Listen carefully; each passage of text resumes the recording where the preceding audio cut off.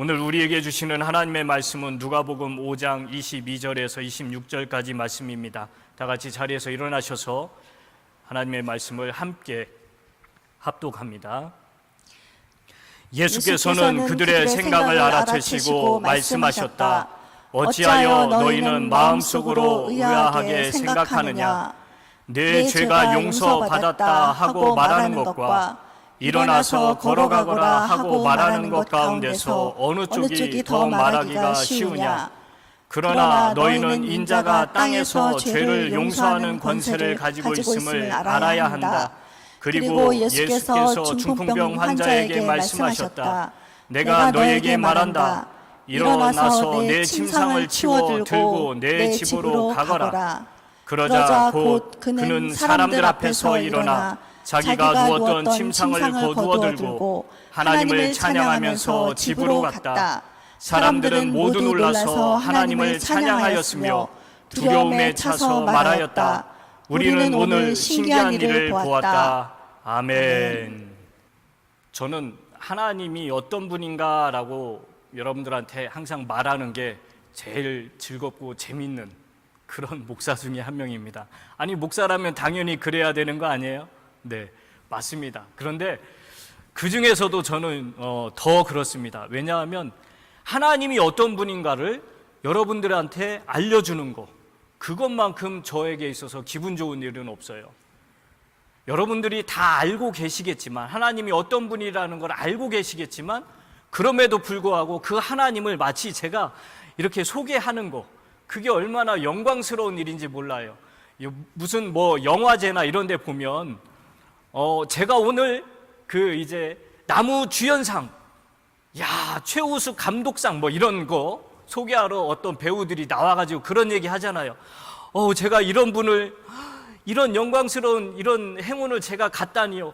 제가 이런 분을 소개하는 이런 특별한 그런 특권을 갖다니요. 저에겐 너무 영광인데요. 하면서 그분을 쫙 소개할 때 어떻습니까? 사람들이 막 박수치고 좋아하잖아요. 그리고 그걸 소개하는 그 영화 배우도 매우 기뻐하고 어쩔 줄 몰라하고 하는, 물론 그게 연출일까요? 아니겠죠. 저도 마찬가지예요. 저는 제가 이 자리에서 우리 하나님이 어떤 분인가, 그 하나님을 소개한다는 게 얼마나 저에게 있어서 기쁜 일인지 몰라요. 그리고 정말 영광스러운 일이라는 거. 그래서 저는 오늘 여러분들에게 어떤 하나님을 소개하느냐, 전지전능하신 하나님, 모든 것을 너무나 쉽게 하실 수 있는, 어려운 게 전혀 없으신, 이렇게 말하니까 어떤 불가능이 전혀 없으신 그런 하나님, 제가 이렇게 믿고 여러분들한테 가르치는 게 아니라 성경에 하나님께서 그런 하나님이라고 자기 자신을 스스로 계시해 놓으셨어요. 제가 언젠가 이런 얘기를 해요. 하나님은 전지전능하시고 모든 것이 불가능이 없으신 하나님입니다. 그랬더니 어떤 분이 끝나고 저한테 무슨 얘기 하냐면 그 얘기 어디서 많이 들어봤는데요. 그래요. 그래서 아니, 이런 얘기를 어디서 들어봐요? 제가 차 타고 운전하고 갈 때요, 어떤 변호사가 자기 광고를 하는데 브라이언 타 빌라 변호사 해가지고 무슨 불가능이 전혀 없습니다 하는 그런 광고를 듣는데요. 그러고 보니까 저도 여기 미국 처음 와가지고 이 방송을 들을 때 그분 광고를 들었던 기억이 나요. 그러면서 제가 이분이 마치 혹시 유대인 아니야? 이런 생각도 들었는데, 이분이 자기가 맡은 분야에서는 최고 전문가고 불가능이 없다는 거죠. 마찬가지입니다. 우리 하나님은요, 우리 하나님은 그 사람하고 비교할 대상이야. 그 사람이 감히 하나님께 비교할 대상은 아니지만, 우리 하나님은 온 우주 천하 만물을 창조하신 창조주 하나님이라는 거 여러분 믿으시기 바랍니다. 안 믿으시나요? 이렇게 여러분 마음 지금 어디 올림픽 그 월드컵 결승에 가 있나요?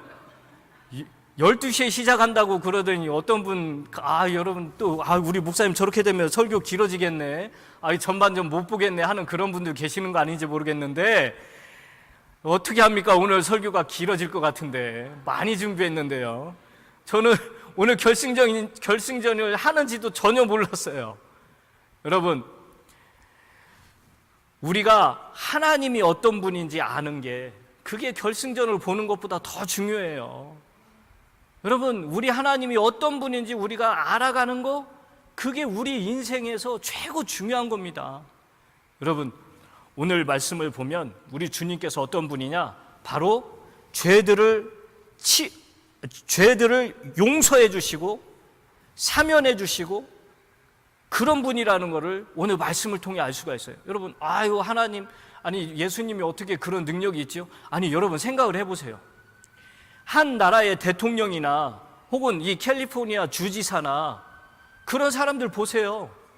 자기가 가진 그 권한, 그 권능을 가지고 감옥에 있는 죄인 아무개, 너 오늘부터, 아니 오늘 12시부터 너는 무죄야, 석방이야, 사면이야, 그런 권리가, 이 캘리포니아 주지사도 그런 권능을 가지고 있어요. 또 대통령도 마찬가지입니다. 대통령도 그런 엄청난 파워를 가지고 있어요. 아니, 하물며 이 땅에 사람들의 주권자라고 하는 그 사람, 대통령이나 혹은 통치자도 그런 파워를 가지고 있는데, 이 온 우주 천하 만물을 다 지으시고 창조하시고 주관하시는 그 주권자 하나님이신 우리 예수님께서 그런 권능이 없겠습니까? 여러분, 우리 주님은 세상의 이 정치, 그 주권자도 그런 권능을 가지고 있듯이 우리 주님도 엄청난 파워를, 그런 권능을 가지고 계시다는 것. 그렇기 때문에 우리가 우리의 죄를 누구한테 고백합니까? 하나님께 고백을 하잖아요. 왜요? 용서해 달라고. 왜요? 하나님은 우리의 죄를 용서할 수 있는 분이기 때문에 우리는 그 하나님께 우리의 죄를 낱낱이 고하고 용서를 구하잖아요. 그렇게 되면 우리 하나님은 우리의 죄를 싹 용서해 주시는, 그런 한없이 우리의 죄를 용서해 주시는 그런 하나님이라는 거 여러분 믿으시기 바랍니다. 여러분, 오늘 말씀을 이렇게 천천히 보기 전에 먼저 우리 하나님께서는 뭐든지 다 할 수 있는 분이라는 거, 그걸 여러분이 잊어버리면 안 돼요. 절대로 잊어버리면 안 됩니다. 주님께는 불가능이 전혀 없다라는 거, 요거를 잊으시면 안 돼요. 창세기 18장 14절을 한번 볼까요? 나 주가 할 수 없는 일이 있느냐? 다음 해 이맘때에 내가 다시 너를 찾아오겠다. 그때에 사라에게 아들이 있을 것이다. 여러분, 아브라함이 99세예요. 아브라함에게 하나님이 찾아오셨어요. 아들을 주겠다고 합니다. 아브라함이 믿지를 못하는 거예요. 불신했어요. 그때 하나님께서 말씀하십니다. 나 주가 할 수 없는 일이 있느냐? 우리 주님께서 아브라함에게 직접적으로 하신 말씀이에요. 나 주 하나님은 할 수 없는 일이 없다라는 거예요. 다 할 수 있다라는 거. 능치 못해서 할 수 없는 일이 없는 게 다 할 수 있다라는 겁니다. 또 예레미야 32장 27절, 나는 주다. 모든 사람을 지은 하나님이다. 내가 할 수 없는 일이 어디 있겠느냐? 우리 주님은 자기 자신이 I'm the Lord, 내가 바로 그 주권자, 창조주, 그 하나님이라는 사실을 이야기하시면서 주님이라는 것은 뭐든지 할 수 있는 그런 존재라는 것을 지금 이야기하고 계시는 겁니다. 여러분, 누가복음 1장 37절도 보면 하나님께는 불가능한 일이 없다라고 그럽니다. 가브리엘이 엘리사벳이 지금 이렇게 6개월 임신해서, 다 늙어가지고 아이를 뵐 수 없는 그 엘리자벳도 이미 아이를 뵌 상태라는 거, 그걸 마리아한테 얘기해 주니까 마리아가 놀래가지고 그러고 있는 거죠. 그때 가브리엘이 한 말이에요. 하나님께는 불가능한 일이 없다라는 거예요. 하나님께는 불가능한 일이 없다. 여러분, 이 말씀을 여러분들이 잘 마음에 새기시고, 그리고 이제 오늘 말씀을 보도록 합시다. 오늘 말씀의 배경은 뭐냐면, 예수님께서 말씀을 어느 집에서 가르치고 있었어요. 말씀을 증거하고 있었는데 사람들이 많이 모여들 거 아니에요. 각종 병든 사람들이 막 모여듭니다. 그리고 예수님을 보고 싶은 사람들도 많이 왔어요. 그래서 문전성시를 이룹니다. 그래서 이 예수님을 만나고 싶어하는 4명의 친구들이 있었어요. 근데 그 친구에게는 중풍병에 걸린, 마비병에 걸린 친구가 있었어요. 이 친구들은 예수님이 어떤 분인가를 들었습니다. 그리고 믿었어요. 어떤 분? 그 예수님께로 가면 모든 질병을 다 고침받고 치료받을 수 있다라는 그 이야기를 들었고 믿었어요. 그래서 이 4명의 친구는 자기의 가장 소중한 친구가 말도 못해요. 정말 대소변도 못 가리고 너무나도 비참한 그런 인생을 살고 있는 거예요. 자기의 가장 소중한 친구가 그렇게 됐으니 이 4명의 친구는 이 친구를 그냥 들쳐매고 간 거죠. 예수님을 만나러. 이 모든 문제를 해결할 수 있는 그 근본적인 모든 걸 해결할 수 있는 전능하신 그 예수님께로 달려간 겁니다. 그런데 어떻게 됐습니까? 그 예수님을 만날 줄 알았는데, 만날 수 있을 줄 알았는데 수많은 사람들이 가로막고 있어요. 어떻게 이들을 뚫고 나갈 수가 없어요. 왜요? 거기에는 이미 그 예수님께 치유받고 싶어서 많은 병자들이 모여 있었기 때문에 그들을 해치고 갈 수가 없었던 거예요. 그래서 이들은 기가 막힌 아이디어를 생각해내죠. 어떻게 합니까? 지붕 위로 올라갑니다. 지붕 위로 사람 혼자 걸어서 올라가기도 힘든데 이 4명이 그 경사진 지붕을 쭉 늘어져 가지고 아무 힘도 없고 그냥 움직일 수도 없는 그 친구를, 여러분 그 사람이 얼마나 무겁겠어요. 살아있는 사람은 업으면 가볍잖아요. 그러나 완전히 의식이 없는 사람을 업으면 너무너무 무겁다고 합니다. 그리고 몸이 아파서 움직일 수 없는 그런 사람을 이렇게 메고 간다? 그것도 너무너무 힘들고 무거워요. 마찬가지입니다. 그 친구가 그렇게 힘들고 무거운데도 사람들도 많은데 여기서 포기할 만도 하지요. 아우, 야, 오늘은 날이 아닌가 보다.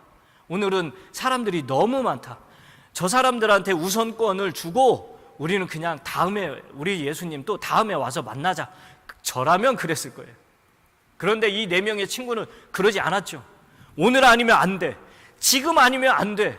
이 사람들이 막고 있어도 우리는 내 친구가 너무나도 낫는 게 우리의 소원이잖아. 우리랑 같이 뛰면서 하나님을 찬양하고 하나님께 경배하고 예배하고 함께 이야기하고 함께 가족같이 지내는 거, 그게 우리의 소원이잖아.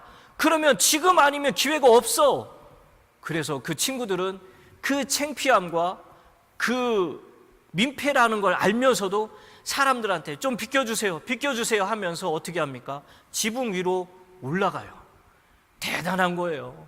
지붕 위로 올라갔죠. 여러분, 그 지붕이 그 친구들, 4명의 친구들 중에 1명의 집일까요? 아니라고요. 남의 집이에요. 남의 집. 자기하고 상관없는 남의 집이라고요. 그런 남의 집 옥상을 올라간다는 거, 지붕을 올라간다는 거 얼마나 민폐입니까? 그런데 이제는 민폐를 넘어서 그 친구를 낑낑대고 올라와가지고 어떻게 합니까? 지붕에 덮개, 지붕 커버를 뜯어내버리잖아요. 아니, 주인의 허락도 받지 않고 어떻게 그렇게 몰상식하게 남의 집 지붕을 뜯어낼 수가 있어요. 이건 그 사람의 재산의 손괴, 그 재산에 피해를 끼치는 거잖아요. 아니, 어떻게 하나님을 잘 믿고 예수님을 믿고 따른다는 사람이 다른 사람들에게 이렇게, 다른 사람의 재산에 이렇게 피해를 줄 수가 있어? 라고 저 같았으면 그랬을 겁니다. 그러나 이들은 그 친구를 낫게 하기 위해서 자기들이 그런 비난받고 나중에 손해배상 하겠지요.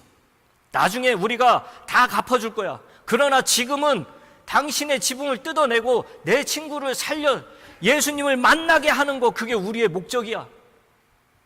이 친구들은 그런 마음 하나로 그대로 친구를 내려놓습니다. 여러분, 이렇게 믿음의 친구들이 있다라는 게 얼마나 복인지 몰라요. 저와 여러분들은 어떤 부류에 속합니까?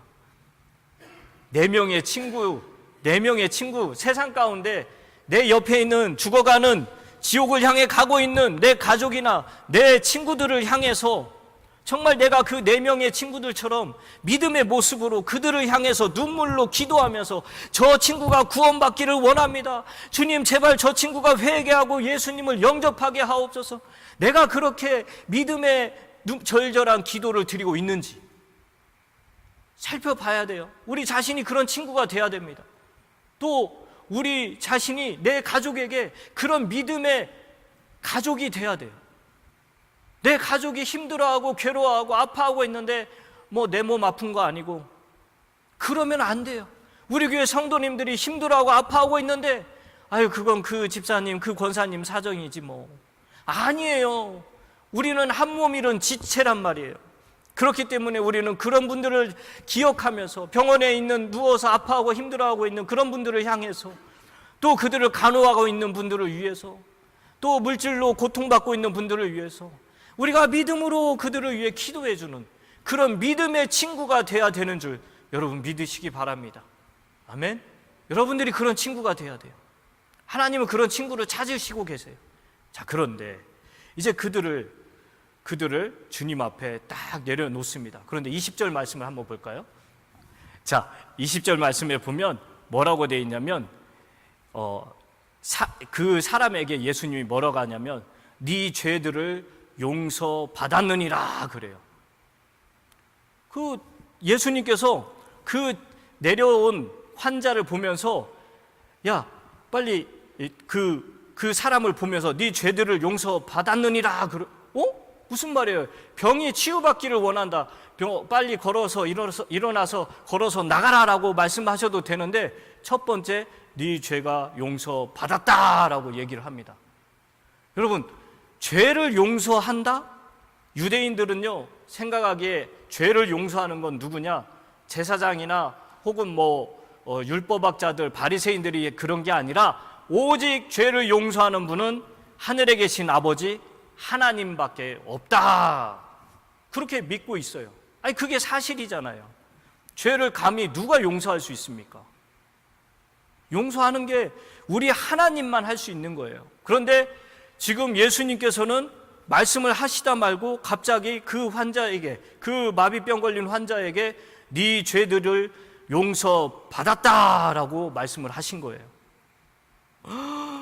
이거 지금 굉장한 표현입니다. 사람들 앞에서 공개적으로 예수님이 지금 내가 하나님이다라는 것을 말씀하시고 선포하신 거예요. 자, 21절 말씀.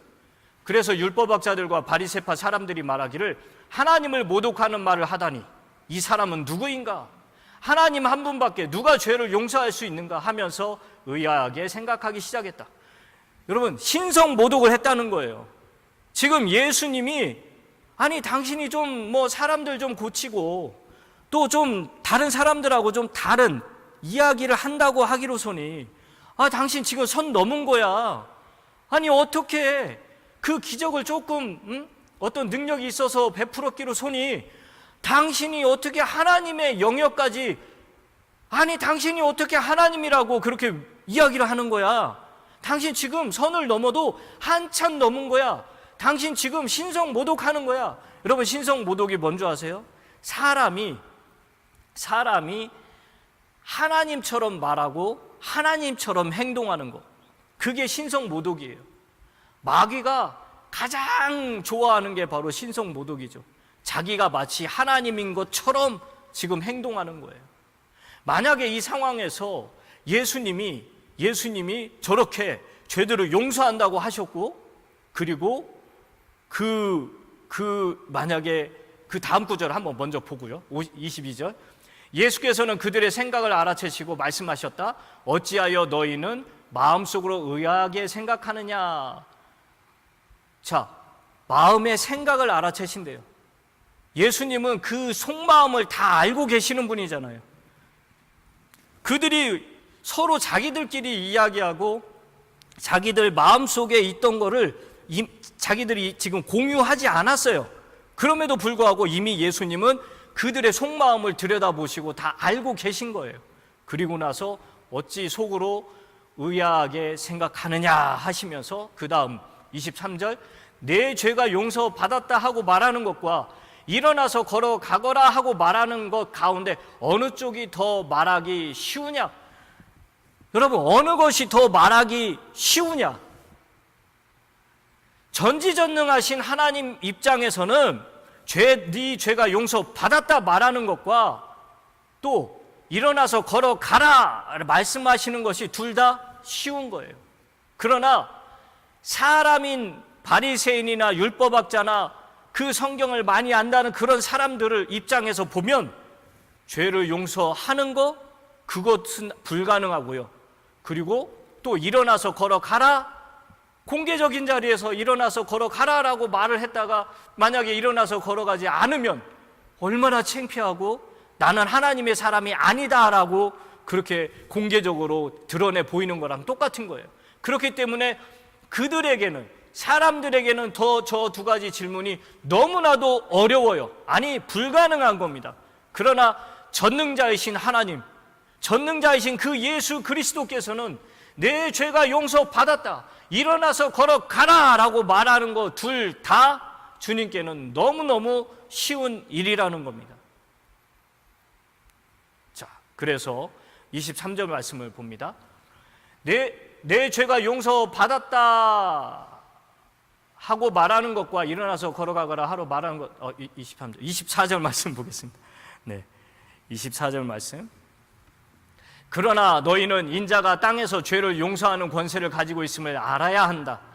그리고 예수께서 중풍병 환자에게 말씀하셨다. 내가 너에게 말한다. 일어나서 내 침상을 치워 들고 내 집으로 가거라.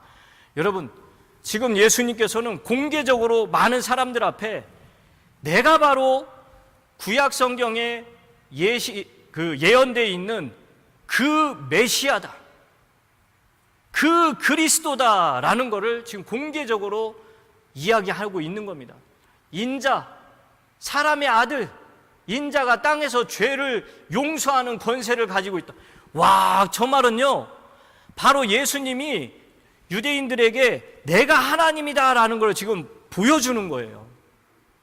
내가 하나님이다라는 걸 지금 보여주는 건데, 그리고 예수님께서 중풍병 환자에게 뭐라고 말합니까? 내가 너에게 말한다. 일어나서 내 침상을 치워 들고 내 집으로 가거라. 여러분, 이때 만약에 하나님이 아니잖아요. 예수님이 만약에 하나님이 아니면 저렇게 말할 수도 없고, 저렇게 말을 했는데 만약에 그 중풍병 환자가 일어나지 않고 그러면 어떻게 되느냐? 예수님은 완전히 신성모독한, 그래서 돌에 맞아서 죽어야 되는 그런 상황에 처하게 되는 겁니다. 예수님은 죄의 용서도 선포하셨고 이미 신성모독죄를 저질렀어요, 유대인들이 볼 때.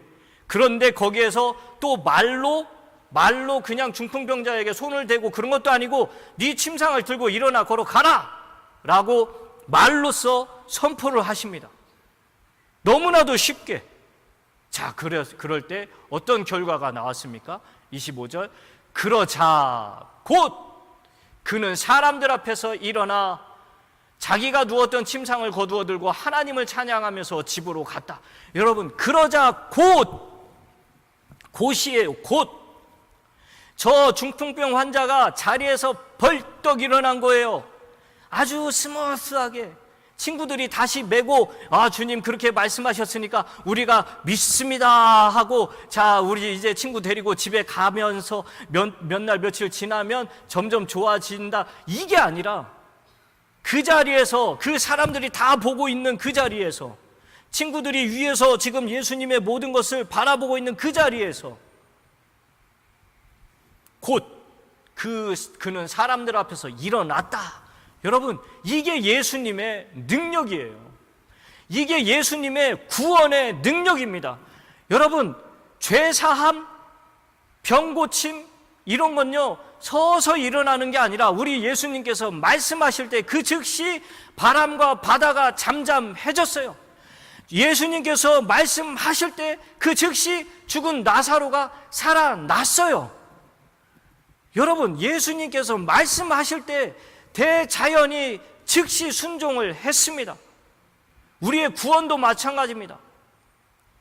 예수께서 우리가 죄를 고백하는 순간 우리가 그 죄에서 자유함을 얻고 그 죄로부터 자유함 얻음과 동시에 구원을 즉시 받는 줄 여러분 믿으시기 바랍니다. 십자가 강도가 어떻게 구원받았습니까? 십자가 우편의 강도가 어떻게 구원을 받았냐고요. 지금 십자가에 못 박혀 있는데 숨이 깔딱깔딱 하는 순간이에요. 그 순간 그가 마음으로 예수님이 하나님이라는 걸 받아들이고 믿고 순간 주여라고 고백을 하잖아요. 그 말 한마디에 그의 죄가 싸그리 다 녹은 거예요. 그 십자가상에서 그 강도가, 주님 제가요 어렸을 때부터 엄마 아빠 말 징그럽게 안 들었어요. 그리고요 내가 엄마 아빠가 그렇게 싸우지 말라고 했는데요 막 싸우다 보니까 제가 싸움을 잘하네요. 그래가지고요 제가 친구들하고 싸우다가 결국 내가 힘이 세서 동네 대장이 됐네요. 그러다 보니까 대장이 됐는데 일하기는 싫고 다른 사람들 거 뺏어가지고 먹고 살아야 되겠어요. 그러다 보니까 제가 강도가 됐어요. 그 강도가 돼가지고 사람들 때리고 뺏고 하다 보니까 말 안 듣는 놈이 생겨서 죽이기까지 했어요. 뭐 이런 죄를 예수님 앞에 다 십자가에 못 박혀가지고 낱낱이 고백했습니까? 안 했잖아요. 그럴 시간이 없고요 그럴 수 있는 호흡조차도 없었어요. 그런데 그가 그 십자가에서 주여, 예수님을 향해서 주여라고 고백을 했어요. 그 순간 예수님이 뭐라고 말합니까? 오늘 네가 나와 함께 낙원에 있으리라. 할렐루야. 여러분, 예수님은 그 사람의 속마음을 아신 거죠. 이미 다 들여다보고 계신 거예요. 그가 입술로 고백은 못해도 속으로 신음하면서 절규하면서 나의 죄를 어찌하면 좋을까 하면서 그 죄를 용서하시는 그 전능자 하나님, 주권자 하나님이 내 옆에 계시다는 걸 알고 그가 예수님을 향해 주여라고 고백을 한 거죠.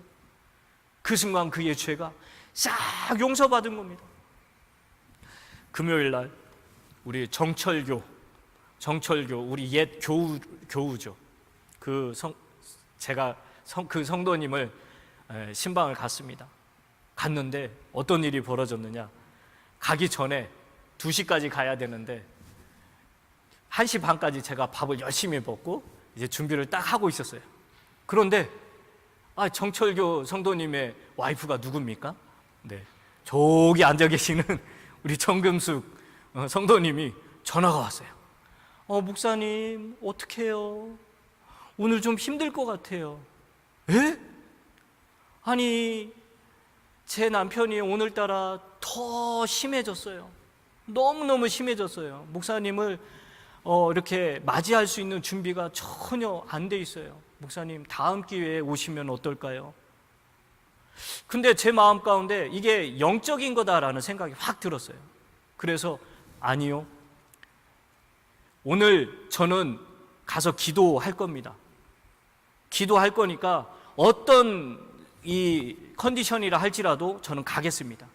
그리고 하나님께 기도하고 그리고 갔어요. 가는데 한 번에 바로 찾아갔느냐, 또 한 번에 못 찾아갔어요. 제가 여러분도 알다시피 제가 굉장히 길치잖아요.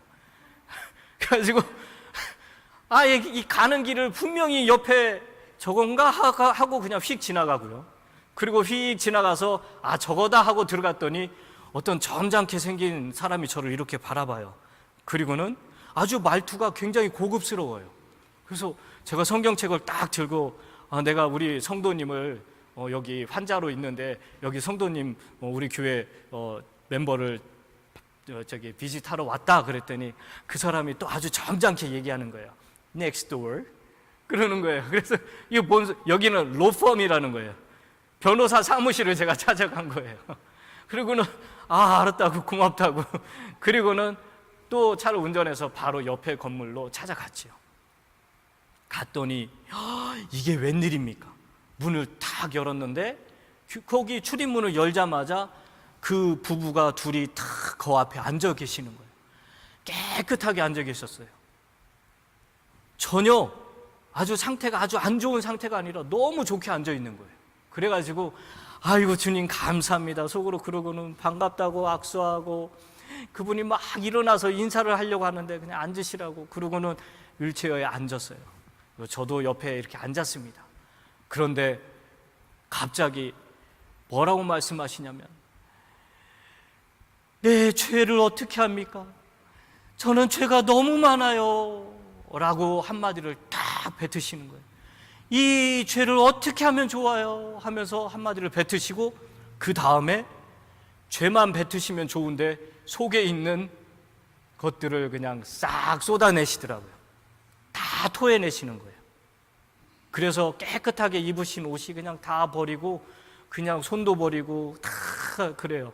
근데 옆에서 그 아내분이 그 수건, 큰 수건으로 바로바로 닦아내셨어요. 저는 순간 어떻게 하지? 내가 어떻게 하지? 이걸 싹 옷을 갈아입고 다시 오기를 기다려야 될까? 그런데 하나님께서 마음에 계속 하라고 그렇게 마음을 주시는 거예요. 그래서 제가 그거 닦는 동안 잠깐 옆에서 속으로 기도하고 그리고 다시 마주 앉았어요. 앉아서 하나님께서 나를 여기를 보내셨어요. 그리고 우리 정철교, 그때는 제가 이제 성도님이라고 안 하고 선생님이라고 그랬어요. 선생님이 죄의 문제로 이렇게 힘들어 하시는데 그 죄의 문제를 해결하라고 예수 그리스도께서 나에게 지금 이 자리를, 여기를 보내셨다고. 그 예수님께서 우리 정철교 성도님의 그 선생님의 죄의 문제를 싹 해결해 주셨다고. 십자가에서 피 흘려 돌아가시고 그 피로 말미암아 우리 정철교 선생님의 죄를 싹 씻으신 줄 믿으시라고. 아멘. 그분이 아멘 아멘 하시는 거예요. 와, 기적이 일어난 거죠. 몇 번의 영적으로 방해를 받았지만 하나님께서 그 영혼을 불쌍히 여기시고 저 와이프의 눈물 어린 기도를 그 믿음을 보시고 저를 보내셔서 그 작업을 하게 하신 거죠. 저는 복음을 증거했을 뿐이고 그 죄의 문제에 짓눌려 정신이 없으신 가운데서도 정신이 들자마자 한 이야기는 그 죄, 나의 죄를 어찌하면 좋을까? 그것 때문에 힘들어하시는 그분에게 복음을 전하게 하고 그분이 예수 그리스도의 피공로를 받아들이게 하고 죄에서 자유함을 얻게 하신 거예요. 여러분, 죄가 그 순간에 사라졌습니다. 예수의 보혈피가 쫙 발라졌어요. 그리고 그 아들이 구원을 받은 거예요. 여러분, 그 아들이 말을 할 수가 없어서 죄를 고백도 못합니다. 그러나 그 죄의 문제로 힘들어할 때 그가 예수 그리스도를 영접하는 순간 어떻게 됩니까? 죄의 문제가 그 즉시 사라진 거예요. 그러자 곧 그는 사람들 앞에서 일어나 자기가 누웠던 침상을 거두어 들고 하나님을 찬양하면서 집으로 갔다. 할렐루야. 그 정철교 성도님이 할렐루야 할렐루야를 외치셨어요. 여러분, 구원은 그런 겁니다. 죄사함은 그런 거예요. 내가 예수 믿고 오래오래 신앙생활 잘하면서 착한 일, 거룩한 행실 하고 해야 구원받는 게 아니라고요. 네가 이런 일 좀 하면은 내가 구원해 줄게. 그게 어떻게 복음이 되겠습니까? 우리가 어떤 행위를 해야 무슨 구원을 얻을 수가 있습니까? 아니라고요. 구원은 모든 사람이 구원받는 건 하나님 아버지의 뜻이기 때문에 우리가 주 예수를 믿기만 하면 구원을 받게 하는 거, 즉시 구원을 받게 하는 거, 그게 하나님이 세우신 계획이고 뜻이란 말이에요. 자, 그래서 그 사람이 하나님을 찬양할 수가 있었던 거죠. 그리고 사람들은 모두 놀라서 하나님을 찬양하였으며, 자, 사람들이 모두 놀랐대요. 하나님을 찬양했대요. 그 하나님으로서의 역할을 지금 누가 하고 계셨습니까? 예수님이 하고 계셨잖아요.